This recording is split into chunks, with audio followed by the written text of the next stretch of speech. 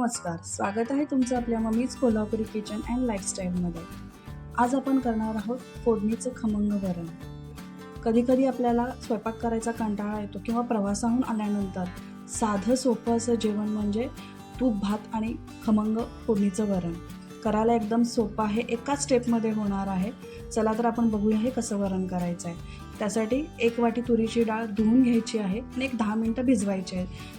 डाळ भिजवल्यामुळं ती पटकन शिजते आणि वरण आपलं एकसारखं होतं. आता कुकर गरम करायला ठेवायचं आहे. त्याच्यामध्ये 1 टेबलस्पून तेल टाकायचं आहे. तुम्ही तूप टाकलं तरीही चालेल. आता तेल गरम झालं की मोहरी आणि जिरे पाव टीस्पून टाकायचे आहेत. जिरे टाकल्यामुळे वरण अगदी खमंग लागतं. मेथ्या 4 दाणेच टाकायचे आहेत, जास्त टाकलं तरी कडवट होतं. मेथ्याने एक खमंगपणा वेगळाच येतो वरणाला. कढीपत्ता टाकायचा आहे.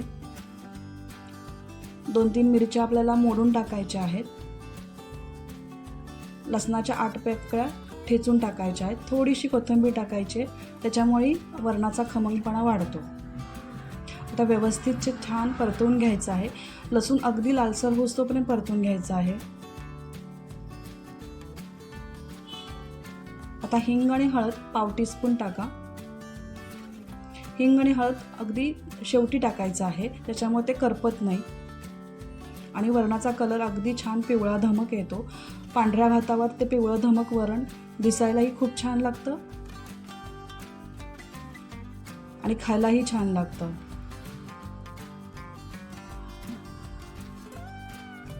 आता 1 टोमॅटो टाकायचा आहे. तुम्हाला आवडत नसेल टोमॅटो तर तुम्ही स्किप करू शकता, पण टोमॅटोने आंबट गोड अशी चव चांगली येते. टोमॅटो थोडासा परतून घ्यायचा आहे.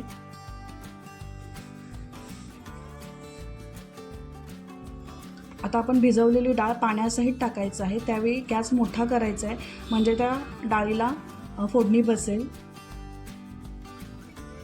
आता तुमच्या गरजेनुसार पाणी टाकायचं आहे. इथे मी 1 ग्लास पाणी टाकलेलं आहे. मला खूप घट्टही वरण आवडत नाही किंवा पातळही नाही. आणि मीठ आणि गूळ चवीनुसार टाकायचं आहे. वरणाला गूळ हा हवाच, एक तर त्याने पित्तही वाढत नाही आणि आंबट गोड अशी चवीचं वरण छान होतं. आता कुकरचं झाकण लावायचं आहे आणि मध्यम आचेवर 3 शिट्ट्या काढायच्या आहेत. गॅस मोठा करायचा नाही तर डाळ शिजत नाही चांगली, त्यामुळे मध्यम आचेवर 3 शिट्ट्या करायच्या आहेत.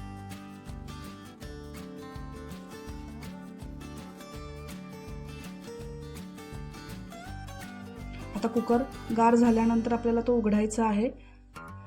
रवीनं किंवा असंच पळीनं घोटून घ्यायचं आहे. खमंग असं आपलं हे फोडणीचं वरण तयार आहे. गरम गरम भात, पापड आणि लोणच्याबरोबर खायला.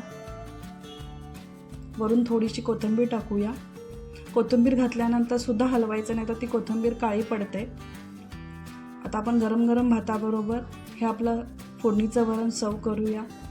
जर तुम्हाला ही रेसिपी आवडली असेल तर लाईक करा, शेअर करा, कमेंट करा आणि माझ्या चॅनलवर जर नवीन असाल तर सबस्क्राईब करायला विसरू नका. परत भेटूया अशाच झटपट आणि नवीन रेसिपींसाठी. तोपर्यंत मस्त खा आणि मस्त राहा.